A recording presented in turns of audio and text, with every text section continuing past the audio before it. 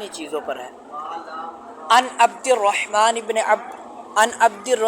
عبد اللہ بن عمر بن الخطاب رضی اللہ عنہ ما قال سمعت رسول اللہ صلی اللہ علیہ وسلم یقول بنی الاسلام علی خمس شہادت اللہ الہ الا اللہ وان محمدا عبدہ ورسولہ واقام الصلاۃ وایتاء الزکاۃ وحج البیت وصوم رمضان او کما قال علیہ الصلاۃ والسلام۔ حضرت سیدنا عبد الرحمن عبداللہ بن عمر رضی اللہ عنہما بیان کرتے ہیں، کہتے ہیں سمیت رسول اللہ صلی اللہ علیہ وسلم یقول، کہتے ہیں میں نے سرکار دو عالم صلی اللہ علیہ وسلم کو ارشاد فرماتے ہوئے سنا۔ سرکار دو عالم صلی اللہ علیہ وسلم نے ارشاد فرمایا بنی الاسلام علی خمس، فرمایا اسلام کی بنیاد 5 چیزوں پر ہے۔ کتنی چیزوں پر ہے بیٹا؟ 5 چیزوں پر۔ دیکھیں ہر چیز کی کوئی نہ کوئی بنیاد ہوتی ہے، کوئی نہ کوئی بنیاد ہوتی ہے۔ جس چیز کی بنیاد نہ ہو ہمارے اسے کہتے ہیں کہ یہ بے بنیاد چیز ہے، اور بے بنیاد چیز کی کوئی وقعت نہیں ہوتی۔ اب ایک عمارت بندہ بنانا چاہے تو پہلے اس کی بنیاد بناتا ہے، جس کو ہم پنجابی میں نیے کہتے ہیں۔ وہ نیے بڑی مضبوط کرتا ہے، یہاں تک کہ وہ نیے بنا کے چھوڑ دیتا ہے یہ مضبوط ہو جائے۔ ہمارا کیا ہوتا ہے، مستری سب سے پہلے کس کو مضبوط کرتے ہیں؟ نیے۔ پائی جی نی مضبوط ہوئے گی تو اتنی عمارت مضبوط رہے گی، جی نی کچی ہوئی تو ساری عمارت دا ستیہ ناس بج جانا۔ اس واسطے وہ کیا کرتے ہیں، نی کو کیا کرتے ہیں، مضبوط کرتے ہیں۔ فرماتے ہیں سرکار دو عالم صلی اللہ علیہ وسلم نے کہ اسی طرح اسلام کی بنیاد کچھ چیزیں ہیں، اگر وہ بندے کی مضبوط ہوگی اس کا اسلام مضبوط ہوگا، اگر اسلام مضبوط ہوگا تو اس کا ایمان مضبوط ہوگا، ایمان مضبوط ہوگا اس کا عمل مضبوط ہوگا، اس کا عمل مضبوط ہوگا ڈائریکٹ جنتی ہوگا۔ سمجھ آئی؟ اس لیے فرمایا کہ یہ چیزیں بنیاد ہے۔ اچھا اب ہم دیکھتے ہیں کون کون سی ایسی چیز ہے۔ سرکار نے فرمایا بنی الاسلام علی خمس، پتہ چلا کہ وہ 5 چیزیں۔ کتنی چیزیں ہیں بیٹا؟ 5 چیزیں۔ عربی پر توجہ لکھا کریں، ٹھیک ہے؟ اگر پہلے ترجمہ پڑھیں گے تو سارا مزہ ختم ہو جائے گا، ٹھیک ہے؟ صرف عربی پر توجہ رکھیں۔ 5 چیزوں پر بنیاد ہے اسلام کی۔ پہلی چیز فرمایا شہادت اللہ الہ الا اللہ، گواہی دینا کہ اللہ ایک ہے، وحدہ لا شریک ہے، یعنی اس کے سوا کسی کی عبادت نہیں ہے۔ وہ اپنی ذات کے اعتبار سے بھی یکتا ہے، اپنی صفات کے اعتبار سے بھی ذاتی طور پر یکتا ہے، وہ ہر لحاظ سے کیا ہے، یکتا ہے۔ وہ ایسا یکتا ہے، ایسا واحد ہے کہ جس کا ثانی کوئی نہیں ہے، وہ ایسا واحد ہے، ٹھیک ہے؟ جسم و جسمانیت سے پاک، ہماری عقل سے ورا، ہماری سوچ سے ورا، اس کا اپنے عرش پر استوا فرمانا وہ جیسے اس کی شان کے لائق ہے ویسے، اس کا کن فیکون پر عمل وہی جانے کیسے ہے۔ ید اللہ فوق ایدیہم، اللہ کا ان پر ہاتھ ہے۔ اب ہاتھ سے مراد ہمارے ہاتھوں کی طرح نہیں، وہ جیسے ہے اس کی شان کے مطابق، وہ ہر چیز کو گھیرے ہوئے ہے۔ وہ کیسے گھیرے ہوئے ہے؟ یہ اس کی شان کے لائق، وہ جیسے اس کا احاطہ کیے ہوئے ہیں۔ ان تمام چیزوں کو ذہن میں رکھتے ہوئے، ان تمام چیزوں کو یہ جانتے ہوئے کہ وہ اپنی تمام صفات کاملہ، وہ جسم و جسمانیت کے ساتھ ہے، لیکن وہ جسم و جسمانیت سے پاک ہے، وہ جیسے ہے سو ہے، ہماری عقل سے وہ ورا ہے، ٹھیک ہے؟ تو فرمایا اللہ پاک کی بارے میں یہ گواہی دینا کہ وہ وحدہ لا شریک ہے، ایک ہے، سب سے پہلی اسلام کی بنیاد یہ ہے۔ یہ اسلام کی کیا ہے بیٹا؟ پہلی بنیاد ہے کہ بندہ اللہ کے بارے میں گواہی دے کہ وہ ایک ہے۔ دوسرا فرمایا وہ ان محمدن عبدہ و رسولہ، اور دوسری بنیاد کہ محمد صلی اللہ علیہ وسلم اللہ کے بندے اور رسول ہیں۔ جب کفار نے دیکھا، بعض لوگوں نے دیکھا کہ نبی کریم صلی اللہ علیہ وآلہ وسلم کی ذات مبارکہ سے ایسے ایسے معجزات صادر ہوتے ہیں، انگلی کے ذریعے چاند، انگلی کے اشارے سے چاند کے 2 ٹکڑے کر دینا، سرکار کے اشارے سے درختوں کا چل کے آنا، سرکار کے اشارے سے، سرکار کے فرمان سے جانور کا بول کر ختم نبوت کی گواہی دینا، جانوروں کا بول بول کر سلام عرض کرنا، یہ تمام معجزات جب دیکھے، کنکریوں کا ہاتھ کے اندر کلمہ شریف پڑھنا، بغیر گٹلیوں کے کھجوروں کا اگا دینا، یہ تمام معجزات معمولات جب دیکھے نا لوگوں نے، انہوں نے کہا یہ تو خدا ہے۔ سرکار نے، رب نے فرمایا قل انا بشر مثلکم، اے حبیب ان سے فرما دیجئے اوے اگرچہ مجھے اللہ نے نبوت عطا فرمائی، معجزات عطا فرمائے، معجزہ ہوتا ہی، معجزے کی تعریف یاد رکھیے، نوٹ کر لیجئے گا بعد میں، معجزہ وہ ہوتا ہے جو کسی نبی سے ایسا عمل صادر ہو جو عقل نہ مانے۔ اب انگلی کے اشارے سے چاند کا 2 ٹکڑے ہو جانا عقل نہیں مانتی، ہو ہی نہیں سکتا، انگلی کے اشارے سے چاند 2 ٹکڑے ہو جائے۔ لوگ کہتے ہیں یہ ذہن مانتا ہی نہیں ہے، عقل مانتی نہیں ہے، ایسے کیسے ہو سکتا ہے، تم من گڑت چیزیں بیان کرتے ہو۔ ہم کہتے ہیں نہیں، معجزہ کہتے ہی اسے ہیں جو عقل میں آئے ہی نہ۔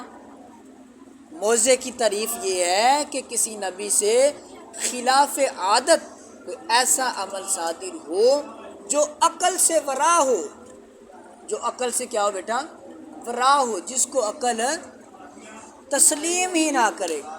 پھر ایسا عمل اگر کسی ولی سے ہو، غوث سے ہو، کتب سے ہو، ابدال سے ہو، صحابی سے ہو، اسے کہتے ہیں کرامت۔ اسے کیا کہتے ہیں؟ اگر کسی نبی سے خلاف عادت عمل ہو، عقل اس کو تسلیم نہ کرے، وہ ہوتا ہے معجزہ۔ ذہن میں رکھیے گا تعریف، کسی ولی، کسی صحابی، تابعی، غوث، کتب، ابدال، ولی، ان سے یہ چیز صادر ہو، عقل تسلیم نہ کرے۔ اللہ کے ولیوں نے جناب یوں کر دیا، نظر فرمائی، اگلے کا دل بدل دیا، اللہ نے اس کو ولی بنا دیا۔ حضرت سری سکتی رحمۃ اللہ تعالیٰ علیہ گلی سے گزر رہے ہیں، گلی کے اندر ایک نشئی، شرابور، نشے میں دھت، نالی کے اندر اس کا منہ پڑا ہوا ہے، کبھی اس کے منہ سے نالی کا پانی باہر جاتا ہے، کبھی اندر جاتا ہے۔ حضرت بایزید بستامی رحمۃ اللہ نے اس کو اٹھایا، منہ کو دھلایا، صاف کیا، وہ کہا اے پاگل کیا کر رہے تھے؟ جب اس کا منہ دھلا کے واپس جانے لگے تو ہاتھی کے غیب سے باز آئی، اے میرے بندے، تو نے میری خاطر، میری رضا کے لیے اس بندے کا منہ دھویا ہے، جا ہم نے تیرے لیے اس بندے کا دل دھو دیا۔ اللہ نے اس کو ولی بنا دیا۔ عقل میں نہیں آتا، کیوں؟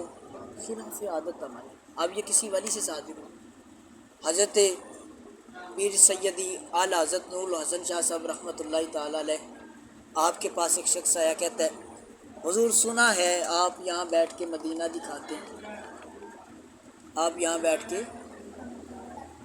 مدینہ دکھاتے ہیں۔ آپ نے فرمایا بیلیا بہ جا، اسی اس قابل بہ جا، بیلین پانی شانی پیاؤ جی۔ پتہ ہے وہ کنالیاں ہوتی ہیں مٹی کی آپ کے آستانہ شریف، آپ نے پانی منگوایا، پانی منگوانے جب وہ پانی پینے لگا، آپ نے یوں گھٹنے پر ہاتھ رکھا اور درود شریف پڑھا، درود ہجری، جو آپ کے معمولات اور وظائف کے اندر آپ نے یوں پڑھا، تو پانی کے اندر اس شخص کو سرکار دو عالم صلی اللہ علیہ وسلم کی زیارت ہوئی۔ جب زیارت ہوئی تو اس نے دیکھا، آپ نے یوں اپنا ہاتھ اٹھانا آہستہ آہستہ شروع کر دیا، اس نے کہا آپ کو خدا کی قسم ہے ہاتھ نہ اٹھائے، مدینہ تو مدینہ، میں نے تو مدینے والے کی بھی زیارت کر لی۔ اب ماننے میں نہیں آتا۔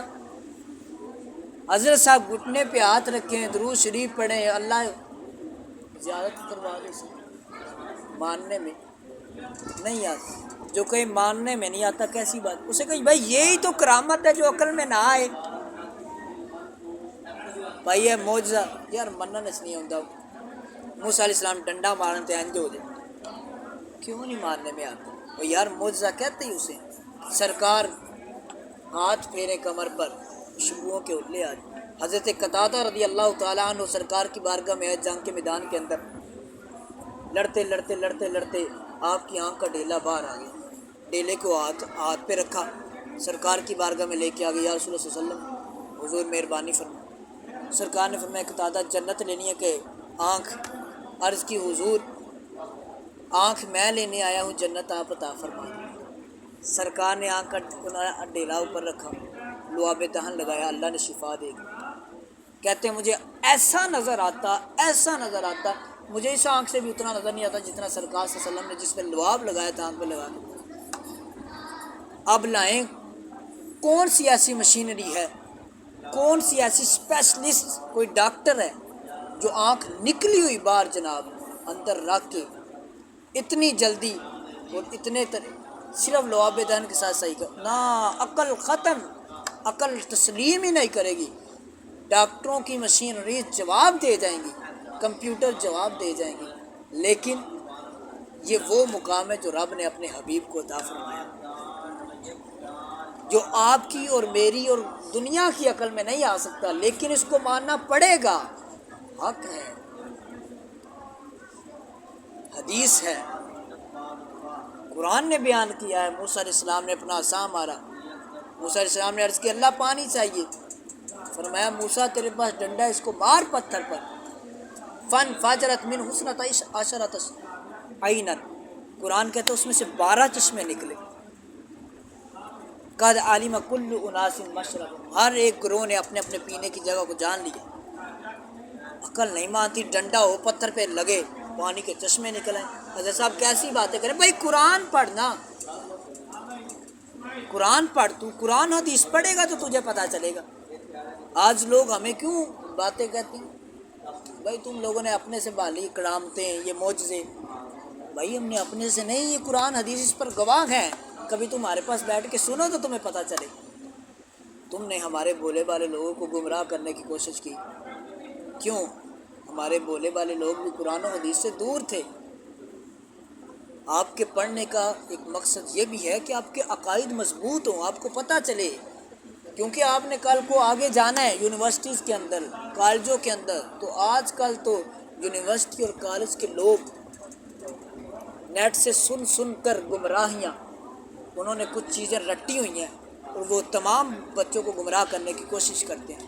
لیکن جب آپ جیسے بچے یہاں سے صحیح طور پر پڑھ کے نکلیں گے اور وہ آگے جا کے ان کو بتائیں گے بھائی قرآن کہہ رہا ہے، دیکھ معجزہ، حدیث میں دیکھ معجزہ، چاند کے 2 ٹکڑے ہوئے، بخاری مسلم کی حدیث پاک ہے۔ تم ہمیں بخاری مسلم کی پڑھ کے گمراہ کرتے ہو، لیکن یہ بھی تو دیکھو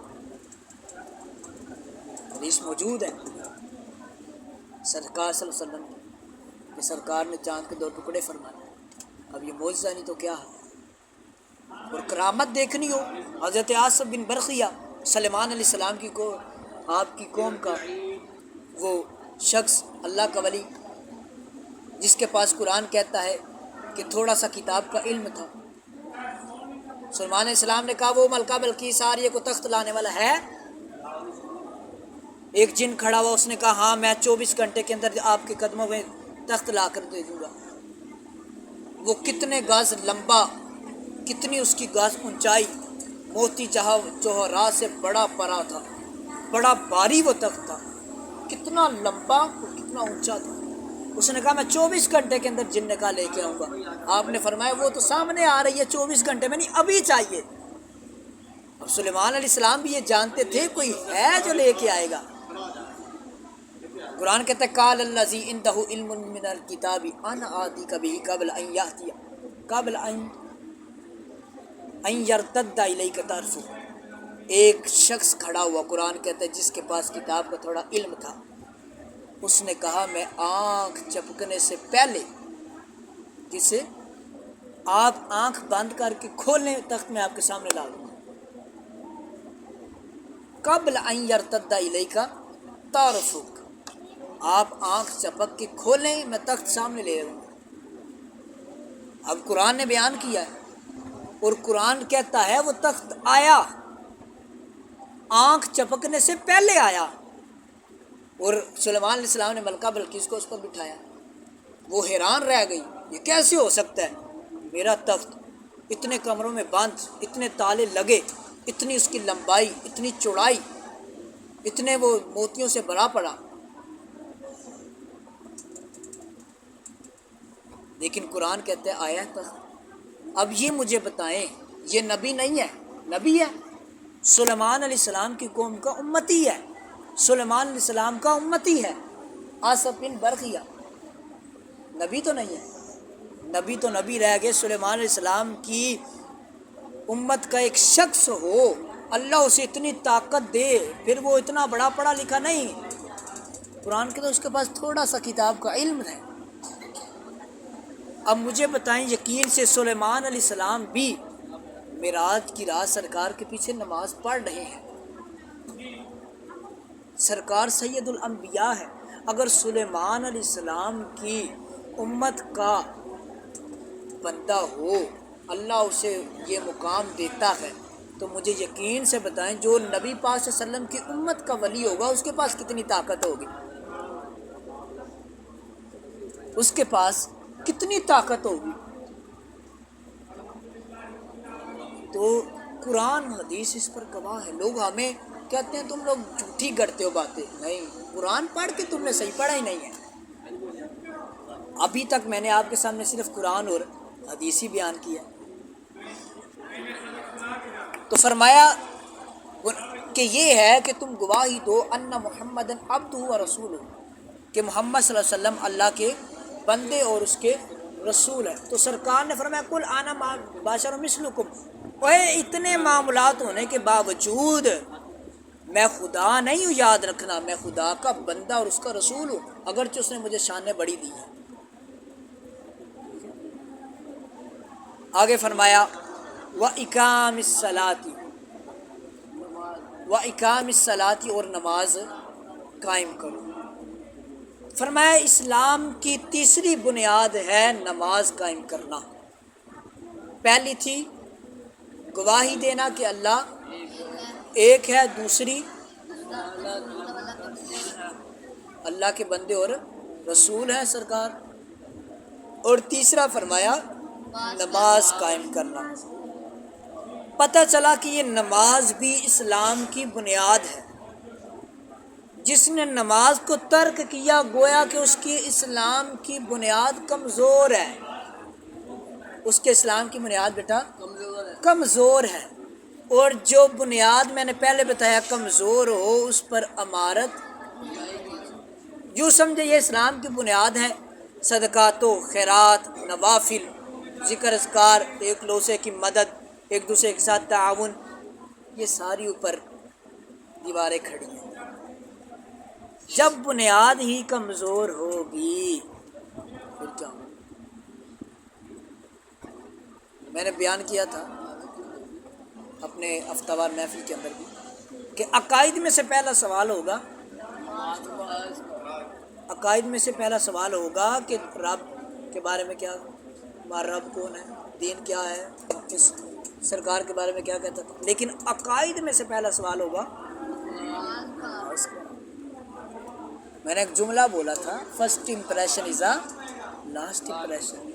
جب پہلے سوال پہ بندہ اڑ جائے تو کبھی بھی استاد آگے اور تجھے آگے کیا آنا ہے، تجھے یہی سوال نہیں آ رہا، ایسا ہوتا ہے کہ نہیں بیٹا، ہوتا ہے نا، تو غور کرے۔ اگر نماز پہ ہی اٹک گیا بندہ تو باقی نیکیاں پھر، تو فرمایا یہ اسلام کی بنیاد ہے، اسے مضبوط کرو۔ سرکار نے فرمایا تھا کان لہو نورن برہان و نجات، نور برہان نجات ہوگی تو قیامت والے دن تمہارے لیے یہ نماز۔ کیونکہ قبر اندھیروں کا گھر ہے، اس کے اندر نور اور دلیل نجات لے کے آنا۔ جو بے نمازی ہے فرمایا اس کا کل قیامت والے دن حشر قارون، فرعون، ابی بن خلف ان جیسے کافروں کے ساتھ ہوگا۔ کوئی بندہ اس مومن پسند کرتا ہے کہ میرا حشر کافروں کے ساتھ ہو؟ وہ تو دنیا میں پڑھ پڑھ کے قرآن یہ کہتا ہے عذاب علیم، عذاب عظیم، ان پر دردناک عذاب ہے، ان کے لیے عظیم عذاب ہے۔ وہ پسند کرے گا ان کے ساتھ حشر؟ کبھی بھی نہیں۔ لیکن عملی طور پہ وہی ناپسند کرے گا جو نمازی ہوگا، اس کا عمل بتائے گا بھائی یہ ناپسند کرتا ہے۔ یہ تمہارے لیے نجات کا ذریعہ ہے نماز، اس کی پابندی کریں۔ یہ تمہارا پہلا سوال ہے قبر کے اندر۔ اگر کامیابی چاہتے ہو تو اس اسلام کی بنیاد کو مضبوط کرو، نماز کی بنیاد مضبوط کرو، اسلام مضبوط ہوگا، ایمان مضبوط ہوگا، جنت کا رستہ مضبوط ہوگا، دینی دنیاوی بلائیاں حاصل ہوگی۔ نماز ایسی چیز ہے، جہاں بھی ہو، سکول، کالج، گھر، محلے میں، گاؤں میں، باہر کہیں، عزیز و قارب کے اندر نماز کا وقت ہو آپ نماز پڑھیں۔ جماعت کے ساتھ مل سکتے ہیں تو جماعت سے نماز پڑھیں، اگر دیر ہو چکی ہے تو آپ نماز پڑھیں، وقت کم ہے تو آپ گھر میں ہی پڑھیں۔ نماز میں تھوڑا وقت رہ گیا، اب آپ چل کر آئیں گے تو وقت ختم ہو جائے گا، آپ نماز پڑھ کے آ جائیں، لیکن نماز چھوڑیں نہیں کسی حال میں، کیونکہ یہ کسی پیر صاحب فرماتے ہیں ہمارے، یہ کسی ولی پیر کو بھی معافی اس کی نہیں ہے، پھر ہمیں کیسے ہو سکتی؟ سرکار کو نہیں معافی تھی، اللہ نے فرمایا وَاعْبُدْ رَبَّكَ حَتَّى يَأْتِيَكَ الْيَقِينُ۔ اے میرے نبی پیارے حبیب صلی اللہ علیہ وسلم، اللہ کے سرکار رب کی بڑی عبادت کرتے ہیں، اور رب تعالیٰ کو اپنے نبی سے کتنی محبت ہے یہ آپ بخوب جانتے ہیں۔ سرکار کی محبت رب کی محبت، لیکن پھر بھی فرمایا اپنے رب کی عبادت کرتے رہو یہاں تک کہ موت تشریف لے آئے۔ وہ اتنے اعلیٰ مقام پر فائز ہونے کے باوجود، وہ اتنے اعلیٰ نبی ہونے کے باوجود، اتنی شانوں والے ہو کے پھر بھی انہیں عبادت معاف نہیں، کیا تجھے اور مجھے معافی ہو سکتی ہے؟ یا آج تھکے آج معافی ہے، کل ساریاں پڑھیاں نے آج معافی ہے، یار آج سفر ویسا آج معافی ہے، آج کاروبار ایسا آج معافی ہے، اور نہیں کیسے معافی ہے؟ خدا کے بندے، یہ تو اللہ کے نبی صلی اللہ علیہ وسلم، آپ اور مجھ پر 5 نمازیں فرض ہے، سرکار پر 6 فرض تھی، تہجد بھی سرکار پر فرض تھی۔ لو اگر مقام کے اعتبار سے دیکھا جائے تو کتنے اعلیٰ مقام ہے سرکار دو عالم صلی اللہ علیہ وسلم، لیکن پھر بھی وہاں بھی معافی نہیں ہے۔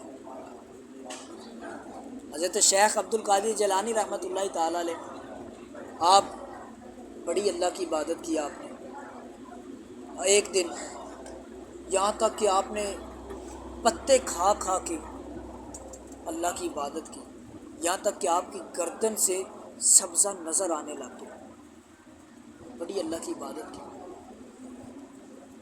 ایک دن اچانک بادل سے آواز ہے، اے عبد القادر جیلانی بس کر دے، تو نے بڑی عبادت کر دی، اب آج کے بعد تجھ پر کوئی عبادت نہیں۔ حضرت شیخ عبد القادر جیلانی اپنے بات سنا رہے ہیں، یہ آپ خود، بیٹے نے پوچھا نا پھر آپ کا کیا بنا جب آپ کو ایسی آواز ہے؟ فرماتے ہیں میرے ذہن میں قرآن کی آیت آئی، میں نے سوچا اللہ نے اپنے حبیب کو فرمایا وَاعْبُدْ رَبَّكَ حَتَّى يَأْتِيَكَ الْيَقِينُ، اے حبیب یہاں تک کہ موت تشریف لے آئے اس وقت تک آپ کو عبادت کی معافی، وہ اللہ کے نبی ہو کر انہیں معافی نہیں ہے تو میں تو ان کا امتی ہوں۔ کہتے ہیں میں نے کہا دفعہ جو شیطان وار کرتا ہے تو شیطان ہے، خدا نہیں ہے۔ اس نے کہا عبد القادر جیلانی میں نے یہاں پر کتنے ہزاروں اللہ کے ولیوں کو گمراہ کر دیا، جیڑا پیر بن جو کی آندا ہے اکثر پیر او سانو نماز دی معافی ہے، اوے مولویاں دا کام ہے، نماز دل دی ہوندی ہے، ملنگ آندے ہیں کہ نہیں، اور نماز دل دی ہوندی ہے جڑی نماز کونی نماز ہے. یہاں تک بھی میں نے دیکھا ہے کہ لوگ نمازیں چھڑوا دیتے ہیں. اور تسی بس ساڈے نال لگے رہو اسی جانی ہے تے نماز جانی ہے تو نماز کی معافی ہے. استغفر. یہاں تک کہ میں نے خود دیکھا ہے نعوذ باللہ وہ ولی تو نہیں انہیں کہیں گے ولا ہی ہے وہ نعوذ باللہ ملنگ وہ خود لوگوں کے روزے تڑواتے ہیں. اور روزہ کی یہ شریعت کیا ہے؟ ایسے بھی استغفر اللہ معاذ اللہ لوگ پائے جاتے ہیں جو ولی کے نام پہ ڈونگ رچاتے ہیں. لیکن دنیا کے اندر اللہ کے ولی بھی موجود ہیں لیکن ڈونگی بھی موجود ہے. اس لیے خیال رکھیں جس کا دامن تھامے. آپ تو ماشاءاللہ سارے ہی آستان علی حضرت کے علیہ وآلہ شریف کے ماننے والے اور ہمارے پیر صاحب قبلہ کوئی خلاف شرع کام آپ نے نہیں دیکھا. نماز کے پابند، ذکر کے پابند، صوم کے پابند، صلاۃ کے پابند، دین کا کام، دینی معمولات. اللہ نے ہمیں بڑا سچا سچا آستانہ عطا فرمایا اور یہ ہماری بڑی خوش نصیبی ہے. اور ہم یہ چیز فخر سے بیان کرتے ہیں. لوگوں کو اپنے آستانوں پر شرمندگیاں ہوتی ہیں کہ یار ہمارے پیر صاحب اب کیسے ہو گئے، ان کے عقائد بدل گئے، ان کے معاملات بدل گئے، یہ کیسے ہو گئے. لیکن اللہ کا شکر ہے ہمارے پیر صاحب ابھی بھی شریعت پر قائم ہیں اتنے فتنوں کے دور کے اوپر، بلکہ خود فتنوں کی سرکوبی فرماتے ہیں. تو اپنی نماز کی بنیاد کو مضبوط کریں. نماز مضبوط ہوگی ساری چیزیں مضبوط. اس میں پھر شہادت بھی آ جائے گی اور حضور صلی اللہ علیہ وسلم کی نبوت کی گواہی بھی آ جائے گی. یہ ایسی جامع عبادت ہے، اس کے اندر ذکر، عبادت سب کچھ ہے. اور فرمایا آگے چوتھی چیز ہے وَإِيتَاءِ الزَّكَاةِ، زکوٰۃ ادا کرنا. جب بندے پر زکوٰۃ فرض ہو جائے اسے کیا کرے؟ زکوٰۃ ادا کرے. جیسے جیسے چیزیں فرض ہوتی جاتی ہیں ویسے ویسے بندے پر ان چیزوں کو سیکھنا بھی لازم آتا ہے. ٹھیک، زکوٰۃ فرض ہوئی تو زکوٰۃ کے احکام سیکھے، روزہ فرض ہوا تو روزے کے احکام سیکھے، نماز فرض ہوئی تو نماز کے احکام سیکھنا اس پر لازم نہیں سیکھا گناہ گار ہوگا. تو فرمایا زکوٰۃ ادا کرو. یہ زکوٰۃ مال کے لیے پاکیزگی ہے. لوگ سمجھتے ہیں مال کٹ ہو جاتا ہے، نہیں، بلکہ بے مال کی پاکیزگی ہے. مال کی میل ہے، اس کو دینا چاہیے. مال میں برکت ہوتی ہے. لوگ آج زکوٰۃیں نہیں دیتے تو پھر بڑے بڑے نقصان اٹھانے پڑتے ہیں. جب مال ہو اتنا اس پر سال گزرے زکوٰۃ فرض ہو، زکوٰۃ ادا کرنی چاہیے. اور فرمایا وحج البیت، اور کیا کرے جناب بیت اللہ شریف کا اگر اس پر حج فرض ہے، استطاعت رکھتا ہے تو حج کرے. اور فرمایا وصوم رمضان، اور رمضان کے روزے رکھے جب روزے فرض ہو جائیں. قرآن کہتا ہے کتب علیکم الصیام کما کتب علی الذین من قبلکم، تم پر روزے فرض کیے گئے ہیں جیسے تم سے پہلی امتوں پر فرض کیے گئے تھے. پتہ چلا یہ صرف ہم پر فرض نہیں ان پر بھی فرض تھے، لیکن خوش نصیبی ہماری یہ ہے ان کا روزہ یہ تھا. تو کوئی بندہ سو گیا، سحر کی نہیں کی، اٹھ گیا، روزہ شروع. اگلی افطاری دا ٹائم آیا، ستا سی، اٹھ پیا، روزہ پھر شروع. خوش نصیب ہو تم، سحری ٹائم رکھو، شام کو افطار کر لو. بڑی شریعت ہماری میں آسانیاں ہیں. تو یہ سرکار نے فرمایا بنی الاسلام علی خمس، اسلام کی بنیاد کتنی چیزوں پر ہے بیٹا؟ کون کون سی؟ گواہی دینا کہ اللہ اور محمد رسول اللہ اللہ کے، نماز قائم کرنا، زکوٰۃ ادا کرنا، بیت اللہ شریف کا حج کرنا، اور رمضان کے فرمایا اس پر